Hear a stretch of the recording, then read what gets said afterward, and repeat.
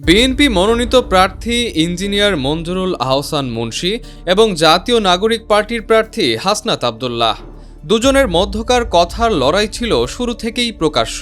তবে সেই দ্বন্দ্ব নতুন মোড় নেয় মনোনয়নপত্র যাচাইয়ের পর। ত্রয়োদশ জাতীয় সংসদ নির্বাচনকে সামনে রেখে কুমিল্লা ৪ আসনে রাজনীতির উত্তাপ শুরু হয়েছিল অনেক আগেই।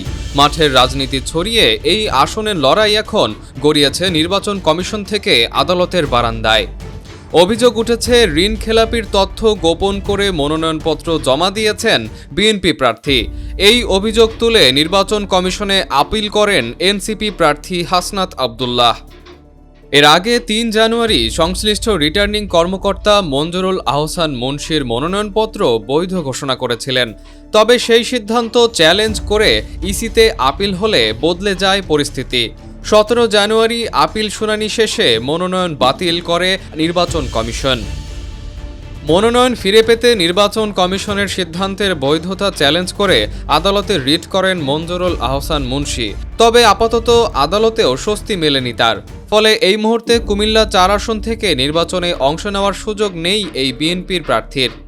যদিও আইনি লড়াই চালিয়ে যাওয়ার ঘোষণা দিয়েছেন তিনি, বিএনপির নেতাকর্মীদের প্রত্যাশা আইনি প্রক্রিয়াতেই শেষ পর্যন্ত প্রার্থিতা ফিরে পাবেন মঞ্জুরুল আহসান মুন্সী। এদিকে বিএনপি প্রার্থীর মনোনয়ন বাতিলের পর অনেকটাই স্বস্তিতে এনসিপি প্রার্থী হাসনাত আব্দুল্লাহ। রাজনৈতিক সমীকরণে আপাতত সুবিধাজনক অবস্থানে আছেন তিনি। এর মধ্যেই কুমিল্লা ৪ আসনে এসেছে নতুন সমীকরণ। গণ অধিকার পরিষদের প্রার্থী জসিমউদ্দিন বিএনপি জোটের হয়ে এই আসনে নির্বাচনে অংশ নিচ্ছেন। গণ অধিকার পরিষদের সভাপতি নুরুল হক নূর গণমাধ্যমকে নিশ্চিত করে জানান, জোটগত সিদ্ধান্ত অনুযায়ী বিএনপি প্রার্থী মনোনয়ন বাতিল হওয়ায় জসিমউদ্দিন কুমিল্লা ৪ আসনে বিএনপি জোটের প্রার্থী। এই আসনে জামায়াতে ইসলামীর নেতৃত্বাধীন ১০ দলীয় জোটের মনোনীত প্রার্থীসহ জাতীয় নাগরিক পার্টির দক্ষিণাঞ্চলের মুখ্য সংগঠক হাসনাত আব্দুল্লাহ সহ মোট ৫ জন প্রার্থীকে ইতোমধ্যে প্রতীক বরাদ্দ দেওয়া হয়েছে। আগামী সোমবার মঞ্জুরুল আহসান মুন্সীর প্রার্থিতা নিয়ে আপিল শুনানি রয়েছে আদালতে। সেই শুনানির দিকেই তাকিয়ে এখন পুরো আসনের রাজনৈতিক ভবিষ্যৎ।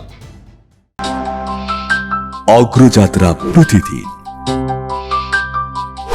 নির্ভীক প্রত্যয়ে উজ্জীবিত।